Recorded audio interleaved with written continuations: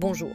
Julia présente aujourd'hui une courte histoire de psychologie sociale intitulée « C'est incroyable, mon mari a accepté lorsque son patron m'a fait une offre. Explorons-la avec Julia ». N'oubliez pas d'aimer et de vous abonner à Julia. Le crépuscule baignait la ville d'une lumière dorée lorsque je me suis arrêtée devant la maison de Clémence et Bastien. L'invitation avait semblé anodine. Un dîner pour me remercier d'un service rendu. Pourtant, en franchissant le seuil de leur demeure, une étrange tension s'insinua en moi, comme si quelque chose d'invisible pesait dans l'air. Clémence m'accueillit avec un sourire chaleureux, mais ses yeux, sombres et perçants, semblaient chercher quelque chose en moi, une réponse que je ne savais pas encore formuler. La maison était élégante, chaque détail soigneusement choisi, mais ce n'était pas le décor qui retenait mon attention. C'était eux. Clémence, dans une robe noire qui épousait ses courbes avec une précision presque provocante, se déplaçait avec une grâce calculée. Bastien, assis dans le salon, un verre de vin à la main, me salua d'un regard tranquille, presque amusé. Il semblait déjà savoir quelque chose que j'ignorais encore. « Installe-toi, Julia », murmura Clémence, sa voix douce mais teintée d'une autorité subtile. Je m'assis, mes doigts effleurant le bord de mon verre de vin.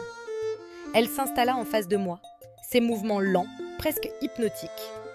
Bastien, lui, restait en retrait, observant la scène avec une sérénité déconcertante. Le dîner commença, et les conversations furent légères au départ. Des anecdotes de travail, des projets de voyage. Pourtant, sous la surface, une tension sourde grandissait. Clémence me fixait avec une intensité troublante, ses lèvres s'étirant en un sourire énigmatique chaque fois que nos regards se croisaient. Bastien, de son côté, semblait se délecter de mon inconfort, ses yeux glissant de Clémence à moi, comme s'il attendait que quelque chose se produise. Puis, il y eut ce moment. Clémence se pencha pour remplir mon verre, et ses doigts frôlèrent les miens. Ce contact, si léger qu'il aurait pu passer pour un accident, me fit frissonner. Je relevai les yeux vers elle, mais elle ne détourna pas le regard. Au contraire, elle me fixa avec une intensité qui fit monter la chaleur à mes joues. « Tu es bien silencieuse, Julia », murmura-t-elle, sa voix douce mais teintée d'un défi implicite. Je me raclai la gorge, cherchant une réponse, mais Bastien intervint avant que je ne puisse parler. « Elle réfléchit », dit-il en souriant, son ton léger mais chargé de sous-entendus. Il posa son verre avec un cliquetis discret, son regard toujours fixé sur moi. « Nous sommes ravis que tu sois venue. » Clémence se redressa, son sourire s'élargissant légèrement. « Oui, vraiment ravie, » ajouta-t-elle, sa voix presque un murmure. Elle tendit la main pour attraper la bouteille de vin, et cette fois, son geste fut plus délibéré. Ses doigts effleurèrent les miens à nouveau, mais cette fois, il n'y avait aucun doute, ce n'était pas un accident. Mon souffle se bloqua un instant, et je détournai les yeux, tentant de masquer le trouble qui montait en moi. Le silence qui suivit fut lourd, presque oppressant.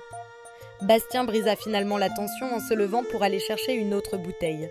« Continuez sans moi », dit-il, son ton léger, mais son regard, lorsqu'il croisa le mien, était chargé de promesses silencieuses. Clémence le suivit des yeux, un sourire énigmatique sur les lèvres, avant de reporter son attention sur moi. « Tu savais que ce dîner n'était pas qu'un simple dîner, n'est-ce pas ?» demanda-t-elle, sa voix douce mais teintée d'une provocation subtile. Je déglutis, mes doigts se crispant légèrement autour de mon verre. « Je n'ai rien supposé, répondis-je, ma voix plus faible que je ne l'aurais voulu.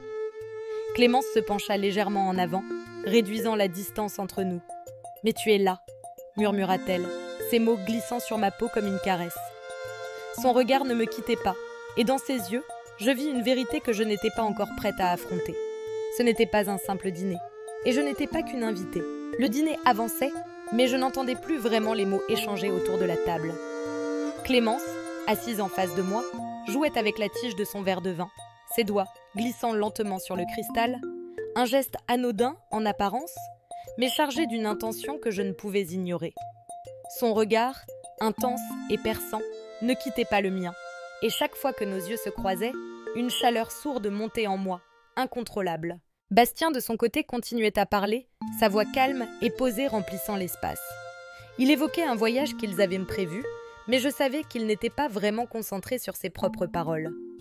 Ses yeux, bien qu'apparemment détachés, glissaient régulièrement vers Clémence, puis vers moi, comme s'il observait un jeu dont il connaissait déjà l'issue.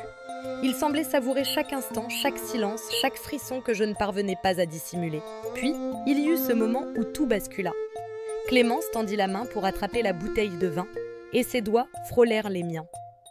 Ce contact, si léger qu'il aurait pu passer pour un accident, me fit tressaillir.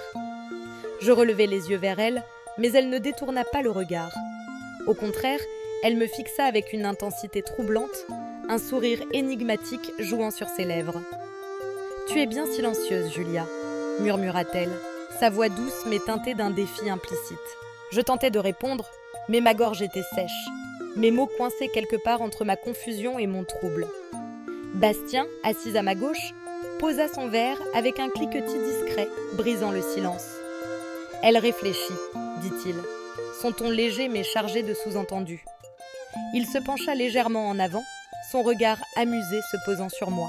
« Nous sommes ravis que tu sois venue. » Clémence se redressa, son sourire s'élargissant légèrement. « Oui, vraiment ravie, ajouta-t-elle, sa voix presque un murmure. » Elle tendit la main pour attraper la bouteille de vin à nouveau, et cette fois, son geste fut plus délibéré.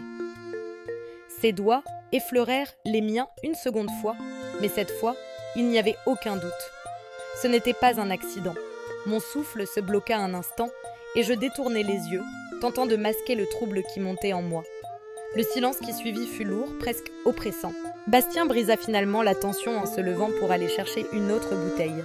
« Continuez sans moi, dit-il, son ton léger, mais son regard, lorsqu'il croisa le mien, était chargé de promesses silencieuses.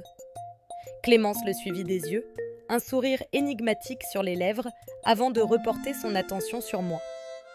Elle se pencha légèrement en avant, réduisant la distance entre nous. « Tu savais que ce dîner n'était pas qu'un simple dîner, n'est-ce pas ?» demanda-t-elle, sa voix douce mais teintée d'une provocation subtile. Je déglutis, mes doigts se crispant légèrement autour de mon verre.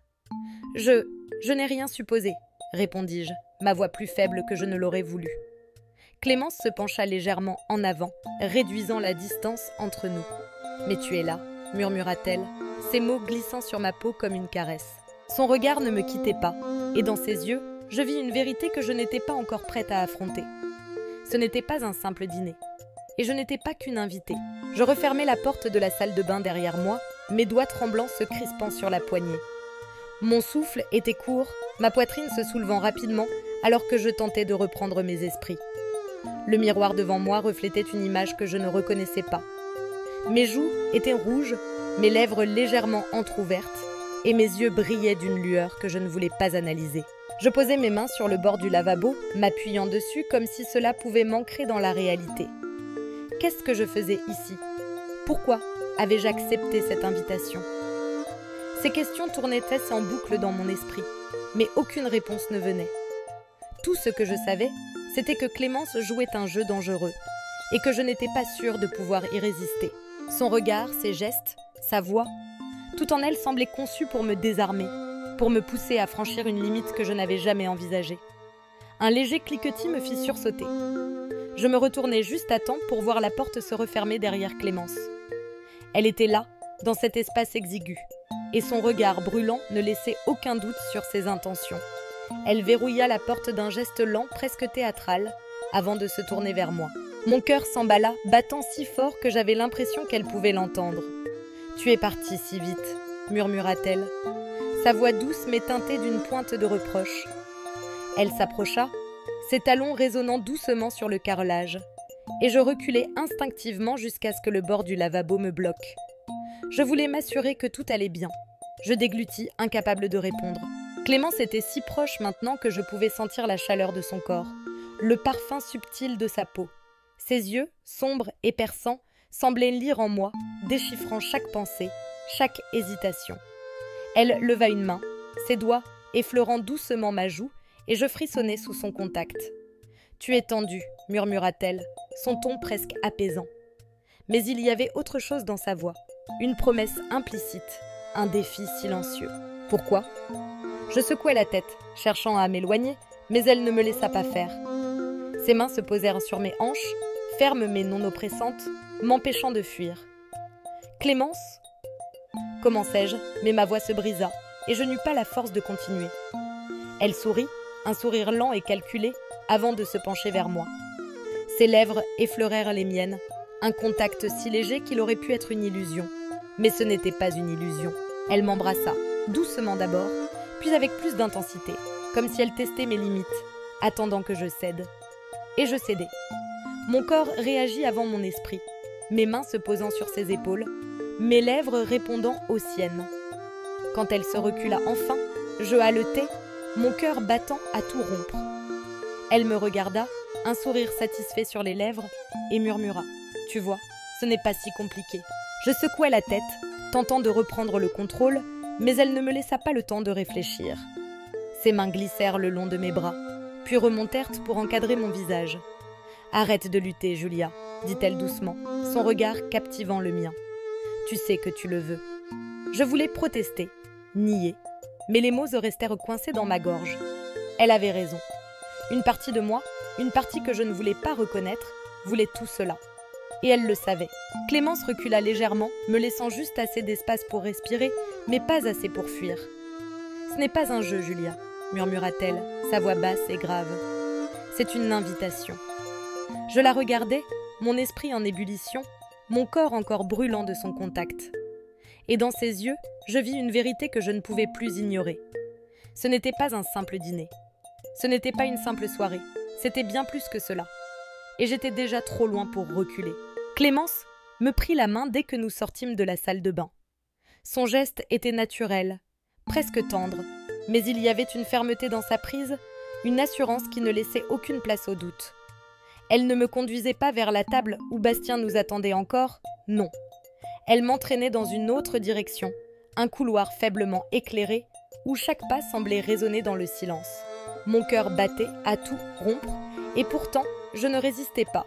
Je la suivais, incapable de détourner les yeux de sa silhouette, de l'aura de contrôle qu'elle dégageait. Nous passâmes devant Bastien qui était toujours assis, un verre à la main. Il leva les yeux vers nous et un sourire énigmatique étira ses lèvres. « Je vous rejoins bientôt, » dit-il, sa voix calme, presque nonchalante.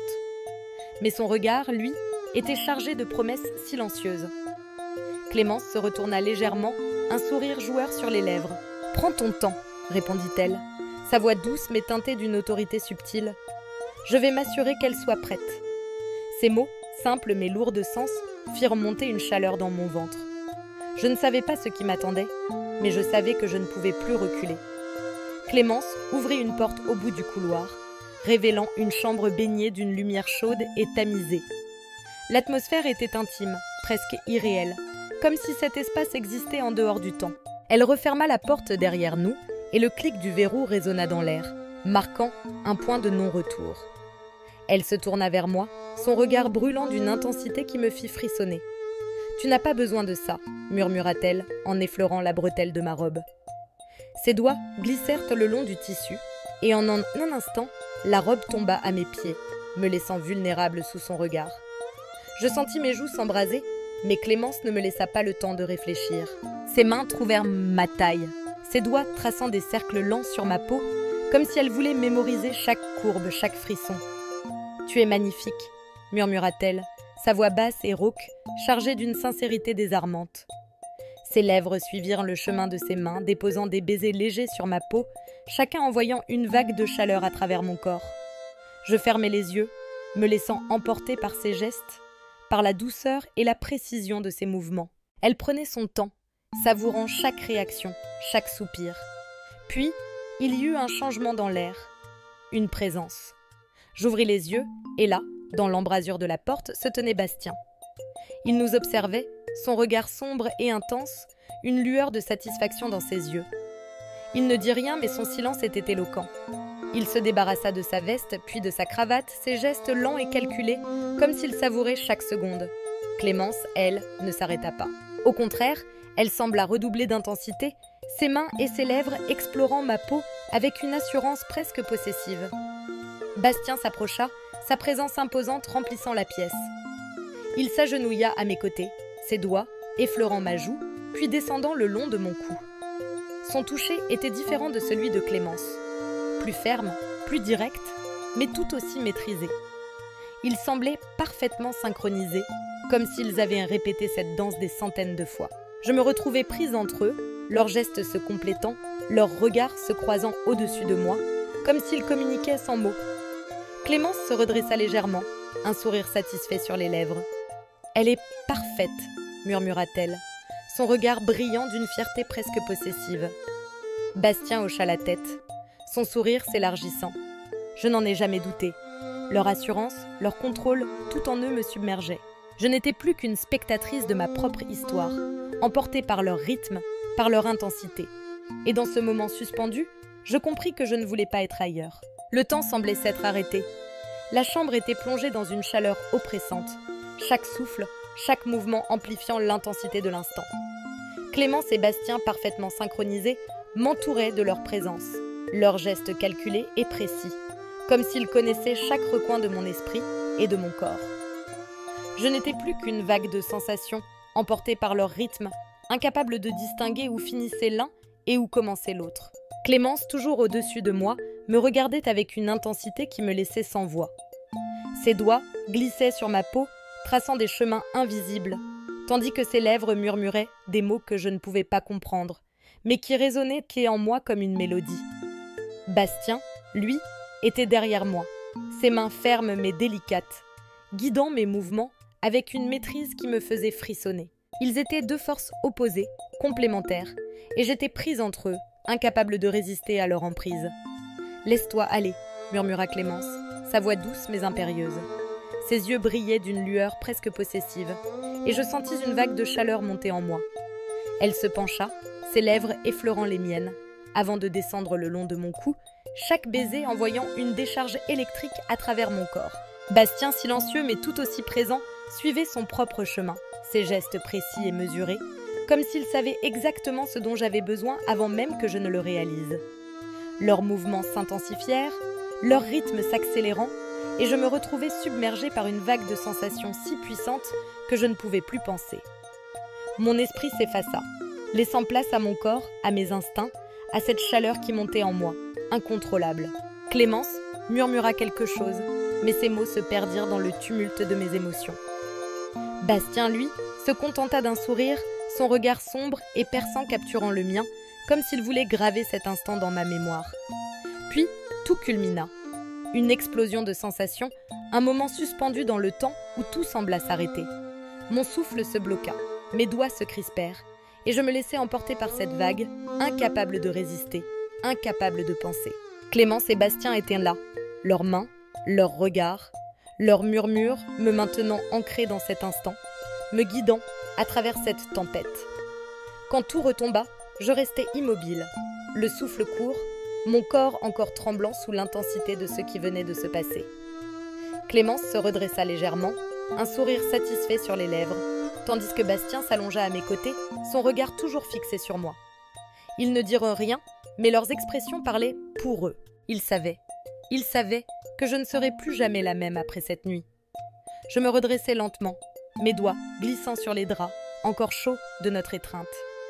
Mon esprit était un tourbillon de pensées, mais une seule chose était claire. Je ne regrettais rien. Clémence posa une main sur ma joue, son regard doux mais perçant. « Tu vois ?» murmura-t-elle, sa voix teintée d'une satisfaction tranquille. Ce n'était pas si compliqué. Bastien, toujours silencieux, se contenta de sourire, son regard brillant d'une lueur complice. Il se leva, attrapant sa chemise sur le bord du lit, et se tourna vers Clémence. « Je te laisse finir, » dit-il, sa voix calme mais chargée de sous-entendus. Clémence hocha la tête, son sourire s'élargissant légèrement avant de reporter son attention sur moi. Elle se pencha, ses lèvres effleurant mon oreille.